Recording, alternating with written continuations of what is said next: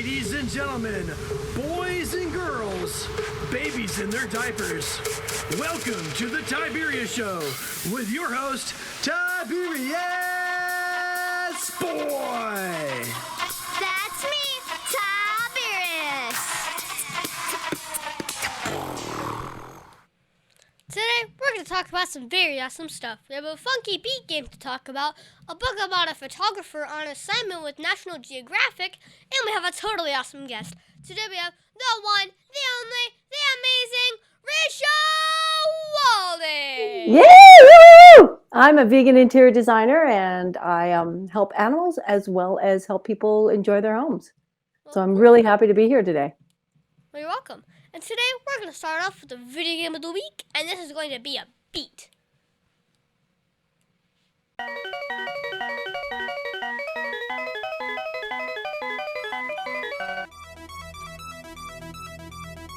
And now it's time for the video game of the week.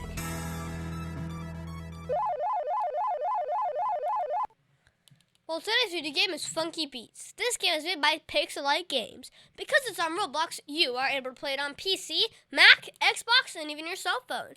And it is free. Yeah, I'm terrible at video games, but I was looking at this game. It looks fun. I could do it. I think I might be able to do it. It is very fun. Well, this is the only game made by Pixelite Games. I know, well, you gotta know that I love rhythm games, so this is gonna be fun.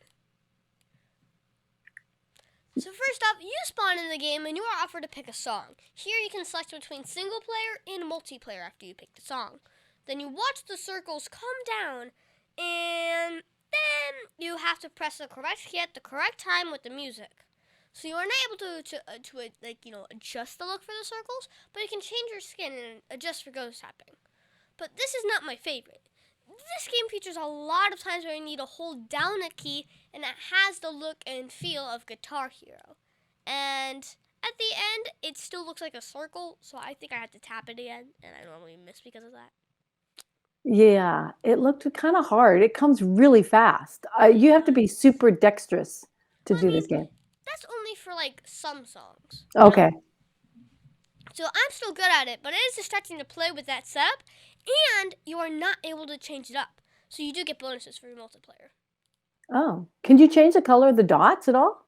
Yes, you can. It's in the settings, but it's a little bit harder, Okay.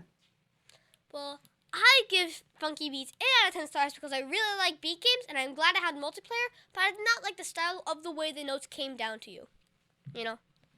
Yeah, too fast. Too fast for me. Because what happens is they're all stuck in a flat 4 lines, but then they widen. They widen out, which is a whole lot harder for me. See David Smith Law.com. You can call him at 407-801-2667. Wait, you are not Chuck. My dad can help when people get hurt. He loves to help people. If you are ever injured at work or in a car accident, you should call my friend Chuck. You can call him at 407-801-2667. The website again is cwsmithlaw.com. Offices, Orlando. Does it actually have that much W's? And now it's time for the book of the week, The Ice, the Seals, and Me. This book is written by Brian Sagiri. Remember to the back of the book. In fact, Risha, would you like to do the honors? Sure, I'd love to. In the ice, the seals and me, you'll join a National Geographic photographer on an incredible assignment. Dive beneath the ice to follow baby seals and be saved by another ship. Well, this is an era book that's worth 1 whole point. It's rated for 4th grade and 4th month. This is a great book about a photographer that went on an adventure for photos of baby seals. Yeah, I love that photo that you're showing. Oh, yeah, it looks really cool, doesn't it? Yeah.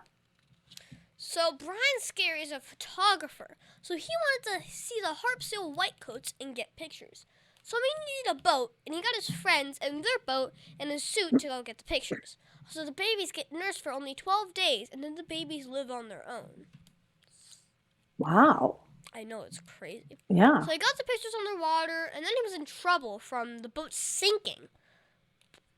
So what happened was I can't tell you the story. What? I can't tell you all of it. Oh man, you're gonna leave me hanging? I get to the conflict, but I can't tell you the solution. Okay. Sorry. Well, I really want to read that book. Oh yeah, I hope you will. Well, it was a pretty good ending, but I think you should read the book. Well, I give The Ice, the Seals, and Me 10 out of 10 stars because I really liked the story and it was so good. 10 out of 10 is great.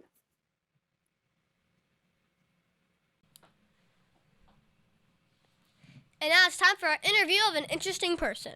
Today's guest is going to be so much fun. Today we have the one, the only, the amazing Risha Walden. I love the intro. Thanks, Tiberius. Thank you You're so much welcome. for that.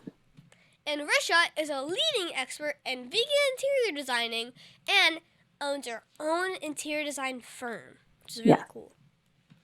So first off, how were you enjoying being on the show? I love it. I love the energy, and I'm looking forward to reading the book. And and there's some other things coming up that I'm intrigued about. Wow. Okay, so you are listed as an expert in vegan interior design. Can you tell my listeners exactly what that means? Well, I'm an interior designer first, but what I do is that I use non-animal products, so no products that are produced by an animal in my designs to create for my clients in their homes.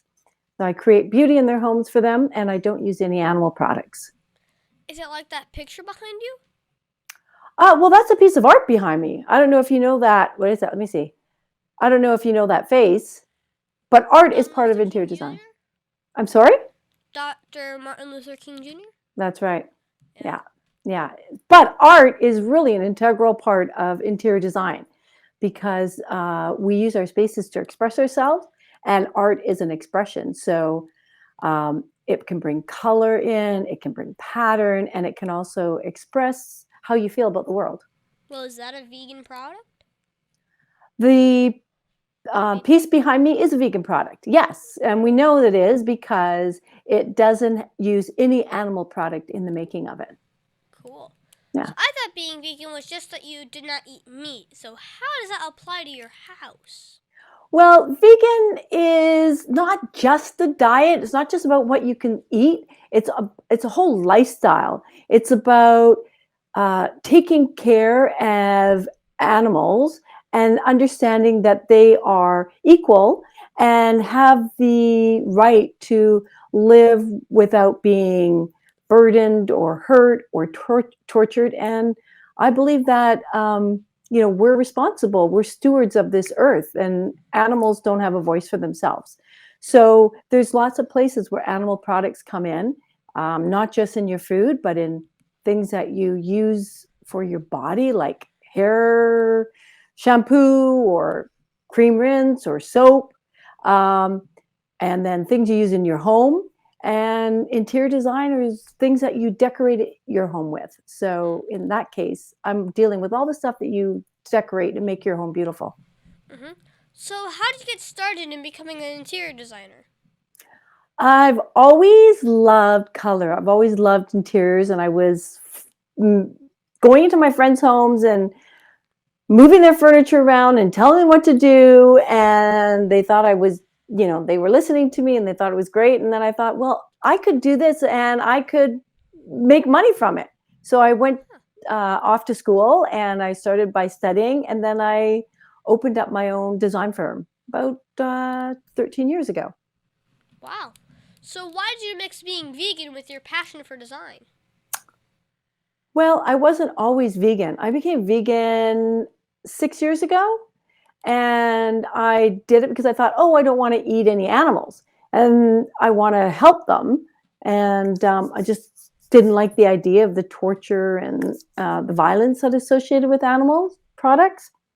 But I quickly realized that I was just a hypocrite because I wasn't eating animals, but I was selling them and I was making money off it. And I thought, wow, interior design is so prolific. It has so many animal products that are used in it that I had to take my personal ideas and, mix them with my business principles. And so vegan interior design.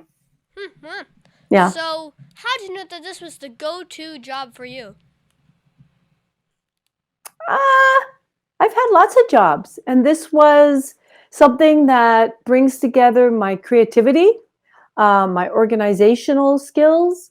I like working with people, and I love color and pattern, and so I could bring that all together.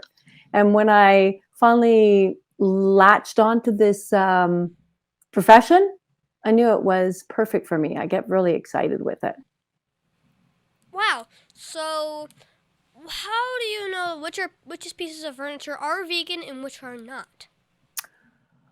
Well, there are products in interior design that I know are not vegan, like leather. You must know that's not vegan, right? Because that's from the animal, right?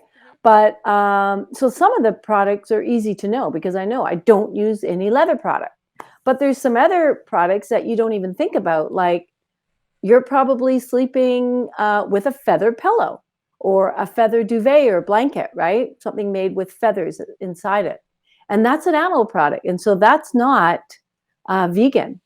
But there's lots of alternatives for these products that don't compromise the durability, don't compromise your use. And so it's really important for me as an interior designer, to always be asking questions. What's in this product? How is this product made? And what's in the fabric of a product? It can even get down to things like the glue in furniture. Type of glue that was used in furniture making more historically is a hide glue. Do you know what a hide glue is? Do you have any idea? So hide glue is made from the hide of animals. So that would mean sort of there are parts of them that aren't used, like the skin or the meat, the extra parts, and they would boil that down and it would get glutinous and sticky, and they use that historically in furniture making. So you have to ask all these questions, and if you know how something's made, which I do, then you can say, okay, so what are you using for the glue in the furniture? And that's where it gets tricky, because there are lots of makers of furniture, and there are really big ones, and I'm just a little one. I'm just a little person. So when I Big after this. so when I ask them a question, they're like, "What? Who are you? Like, why do you care? Nobody cares. Nobody asks us questions." So it's just bringing awareness. So part of my job, part of what I like to do, is also educate and bring awareness and make a change. Wow. So, do you do vegan designs for people that are not vegan themselves? Yeah, absolutely. You don't have to be vegan. Just because you're a meat eater doesn't mean you don't eat Brussels sprouts or carrots or other plants, right? So you don't have to be vegan to enjoy vegan interior design. And I think mostly people don't even know that vegan interior design exists, don't even understand. True. So even if they just get educated and say, oh, well, I like the look of leather, for instance. I like the look of leather or fur in my living room, but I don't have to kill an animal to have that look. Then I might want to go over here and use the non-animal equivalent. Yeah. So, does it cost more or less to design with vegan products? I think it's about the same, because there's a cachet with animal products. It's kind of considered a luxury good, so you pay a lot for it. But there's a lot of alternatives that are available that aren't as expensive. But then in some cases, they can be a little more expensive because It costs an animal life. yeah, and like, for instance, there's different leathers coming out. Say, for instance, cactus leather or mushroom leather or pineapple leaf leather. Well, those aren't readily available, so you're paying more to try to get access to them. So, but you can do it cheap. You can do cheap, and you can spend as much as you want. So, what are the type of materials that are vegan and those that are not? Well, let's say, for instance, we were talking about leather. Leather, we know, comes from the hide of animals, like a cow or a goat, and so the alternative, Or a bunny, yeah. Or the alternative is it's like a polypropylene, a faux. It's actually petroleum based, but it has the same look and feel. In fact, it's actually more durable and it's more sustainable because leather, for instance, requires a lot of water to process. And that water and that processing is done in countries where they don't have any rules or laws about what they do with the water. It just gets thrown into the local river waterways, right? That's pollution. And that we know is going to come over here. So, and it takes a lot. And in that water, they put acids and chemicals, etc. It just gets thrown out. Well, in not in vegan equivalent of leather, that's done in a much more controlled environment. It requires a lot less water usage, and it's done in a more sustainable practice where the water then is cleaned and recycled and not just disposed of randomly. Mm-hmm. So Yeah. how is being a vegan interior designer a benefit to the world? Well, I think it's a benefit because we're here to look after the beings on this planet that can't look after themselves, like don't have a voice, like you and I, right? We can talk, we can have a conversation. If you scream, people are going to pay attention, right? But if a cow is screaming, who's paying attention? So if a goat is screaming, who's paying attention? So that's why I think, it helps the world because we want to have those animals. And I'm not just talking about cows and goats. I'm also talking about snakes and birds and elephants. Yeah. And I want to have my kids and my grandkids and my great grandkids enjoy this, really diverse and interesting world. Mm-hmm. So what is the best part about being an interior designer that focuses on vegan materials? I'm always searching for new and novel and interesting materials that are not from animals. And so it's always exciting when, when they were coming out with cactus leather, or I hear about mushroom leather. I'm like, wow, that's great. Or they come out with a faux leather that is or a faux fur that looks like the real thing. And it's amazing. I'm like, wow, this is super cool.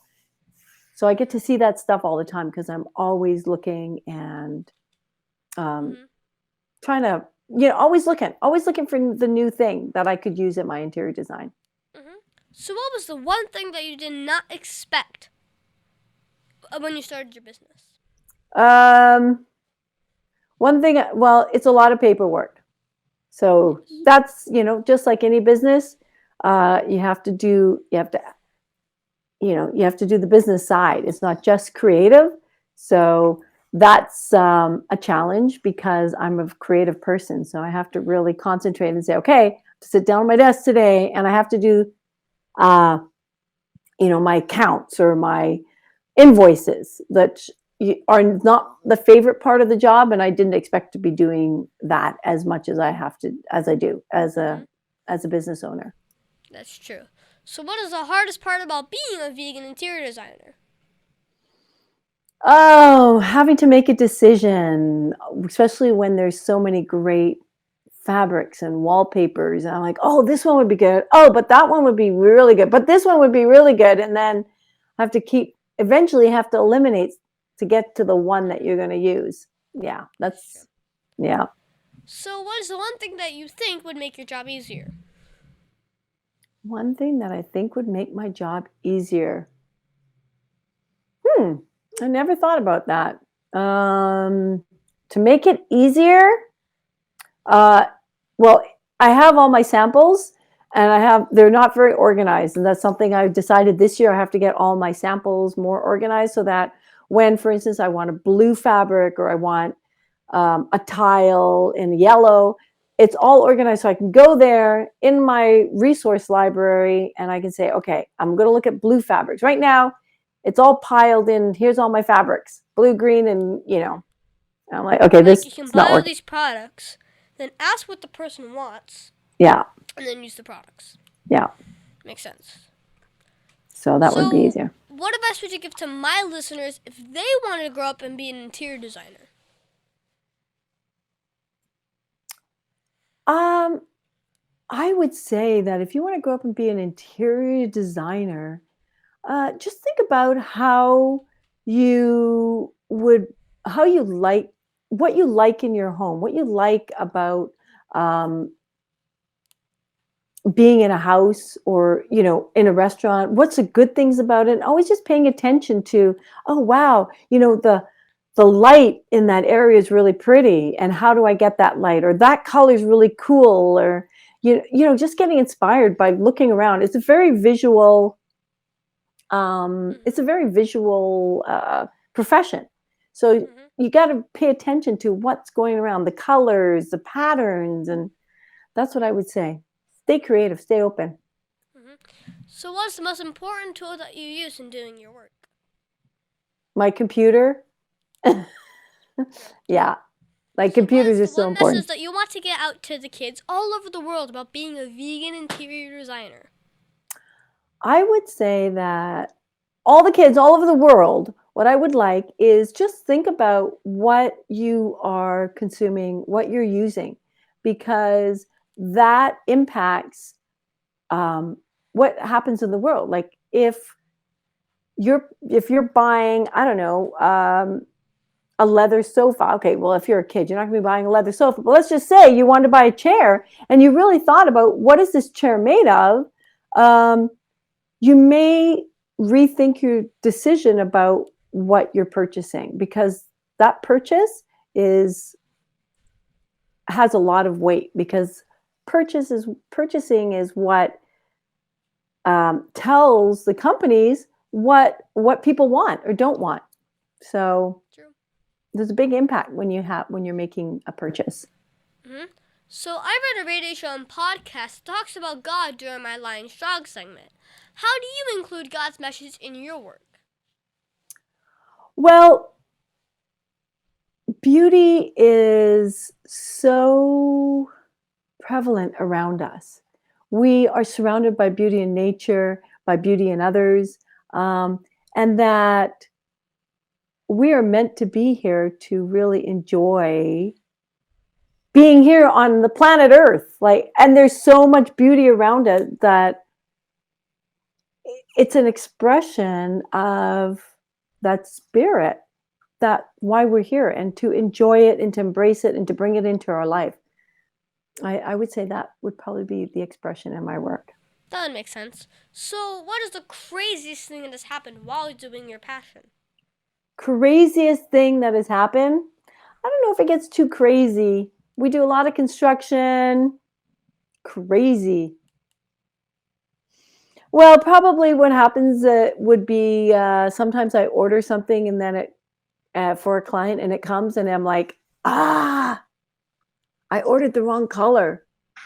And I'm like, oh no, it's not going to work. And it comes in and I look at it and I'm like, actually, the color of that is perfect. I'm so glad I made a mistake because this one turned out to be a really good mistake. Wow. Yeah. So what was the biggest mistake you ever made, and how did it change you as a person? The biggest mistake I ever made. Wow. These are deep questions. That one I really have to think about. The biggest mistake I ever made. You're talking just as a vegan interior designer, or my whole entire life? Whole life. My whole life? Biggest mistake I ever made was like not trusting my intuition, not trusting what I know is good, and making a decision that was opposite of what I actually believed, because I thought, oh, this will be better for me going this way. And it wasn't. Like, that's where my biggest mistakes have been made, where I just didn't trust what I believed. I knew good stuff and I knew what I was doing, but I just didn't trust it. So what is your favorite book to read? My favorite book. Well, I'm really looking forward to that book that you introduced earlier, actually. The Ice That Heals in Me. Yes, I love it. I love the premise. And you left us hanging. So my favorite books are really interior design books. So I like looking at the pictures and the visual. Um, those are books that I like to read. And I like National Geographic. Actually, my daughter has a subscription to that magazine, and I love it because they've got beautiful photos of animals, and they're so inspiring. The colors, the shape, the patterns. Yeah, yeah. Mm-hmm. And So just because of nature, that's how they made art with nature. right, it's amazing. A vegan product. Right, it is exactly. Really cool. Yeah. Okay. So. Okay. Now, can you tell me that one story? Remember, this is a kid show, but that one story, that you're not supposed to tell me about. Come on, give me The a one. motivation. The one story I'm not supposed to tell you. Okay, I'll tell you. I had ordered the chandeliers for my client, and I got 2 of them, and they're so gorgeous. But there's lots of different layers in lighting. So you have like recessed lighting, the lights that are in the ceiling. I had those installed, and then you can have chandeliers underneath them, and then you can have lamps, etc. Well, I bought the chandeliers, except that I put the recessed lighting right where I was going to put the chandelier. So the recessed lighting was coming down on top of the chandelier, which would be okay, except the chandelier was like this dome. So all it was going to do is just hit this light and not. Cool, yeah. Well, it didn't look so cool. So fortunately, though, I needed a chandelier for my living room. So the client was quite happy not to put the chandelier up, and I used the chandelier for my living room. But you said that you bought 2. And I gave one to my brother for helping me. Lol. Yeah. Is there anything else you think my listeners should know about you? No, but I like to have fun, and I love color. Yeah, and I love color. I like to have fun. I love color. So, do you have a website or Facebook for my listeners to want to follow you? Sure. My website is Walden-Interiors.com. Walden-Interiors.com. My Facebook is Walden Interiors Design. Walden Interiors Design. Cool. Yeah. So, what is that one question that you think I forgot to ask you? What was my favorite color? Because I love color. It's orange. Can you see the wall behind me? Behind the picture. That makes sense now. My office is orange, all the walls and the ceiling, just to be sure. So, thank you, Risha, for being my special guest. Can you stick around for Math Corners? I would love to. I need to learn some math for sure. Mid-State Fire has been providing top-quality fire equipment services for 3 generations to the Central Florida area. Don't wait for an emergency to repair. Call Mid-State Fire today at 407-246-8855.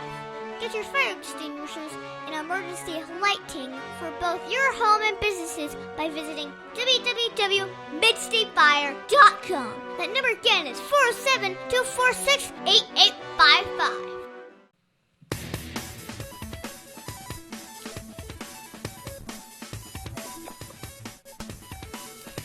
Tiberius' favorite subject, it's Math Corners! Love it. Oh, yeah.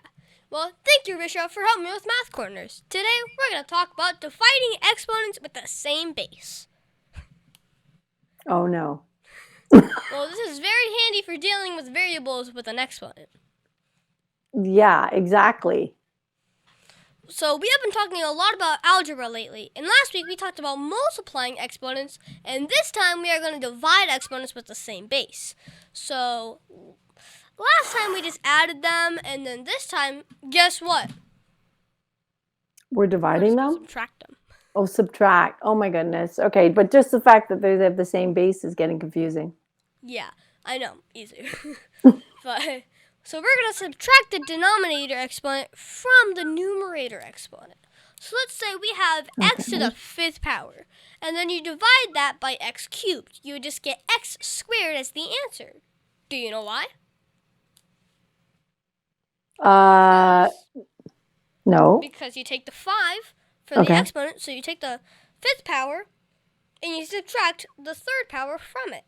So that equals 2, right? So it's x to the 2nd power. Okay. Yeah. Or other known wise is squared. Yes. It's been a while. So if you remember your fractions, you can cancel out like variables with the same exponent because they are the same as the number 1. So if you have x times x divided by x times x, you would cancel out 2 of those x's over x's, and then you just get 1x left. So x cubed divided by x squared would just be x, because it's 1. X cubed. X squared. Yeah, you really make me work hard. X cubed divided by x cubed, it's still x. That's right. Okay. Yeah, I'm following you. So Risha, do you know all about dividing exponents with the same base? Well, you just made me learn it again. I've forgotten about all this stuff. Thank you. You're welcome. Well, my teacher says that I would use math every single day. So do you use math when you are doing your interior designs? Yeah, I do. I use a lot of math, but I do more simple math. I forget about the x squared and x cubed. I even forgot that those terms existed, so thank you. Well, they do.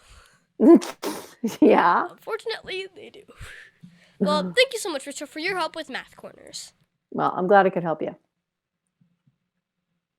Over 40 years, Lighthouse Central Florida has provided education, independent life skills, and job training to thousands of Central Floridians who live with blindness or any degree of vision loss. Whether it's picking out clothes in the morning or just moving around your community and serving Orange, Seminole, and Osceola counties, contact Lighthouse Central Florida at 407-898-2483 or visit them online at lighthousecfl.org.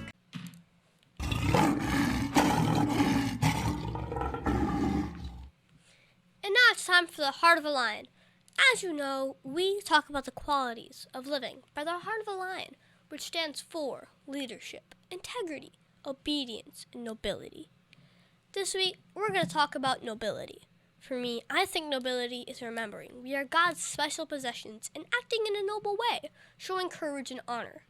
The qualities of nobility are goodness, virtue, honor, generosity, and selflessness. So last week, I saw nobility with my mom. We had a field trip and they needed parents to help look over and take care of the kids. Now my mom has a job and goes to work every day. So for her to be able to help at the field trip, she would have to take time off. She wanted to be there for the kids, so she told her boss she needed time off to help the teachers direct us to ensure we were safe and when we got to go see the manatees. And this was very selfless of her and generous with her time. So, Risha, did you see or use nobility at all this week? I did see nobility this week. I saw the generosity of truckers gathering for freedom, and they're taking their time out because they believe in freedom and that everybody should have the right to choose. So, to me, that's very noble. Well, of all of the Heart of a Lion virtues, which is your favorite? I think integrity. Nice. Yeah. And I'm a Leo, so I can totally relate to the lion. Yeah. Well, we should always try and be lion strong in everything we do, shouldn't we? Mm-hmm. Yeah. Lions are phenomenal. Yes. And that's our show, folks. I want to thank the one, the only, the amazing Risha Walden for being on my show. Thank you so much. That's a fabulous send-off. It was a lot of fun. Thank you. And it has been so much fun talking with you today. I think we learned a lot about being a vegan and interior designing. Maybe one day I will get to see one of your projects in person. Well, if you don't get to see me in person, you can always go to my Facebook page, which is Walden Interiors Design, or my website, walden-interiors.com. And check out the work that I do there, and you can see what I do, even if you don't get to see it in person. Wow! Also, you can find me on Facebook and Instagram at the Tiberius Show, and please be sure to visit the Tiberius Show on YouTube and subscribe. Also, be sure to listen to us next week on the Tiberius Show with your host, Tiberius!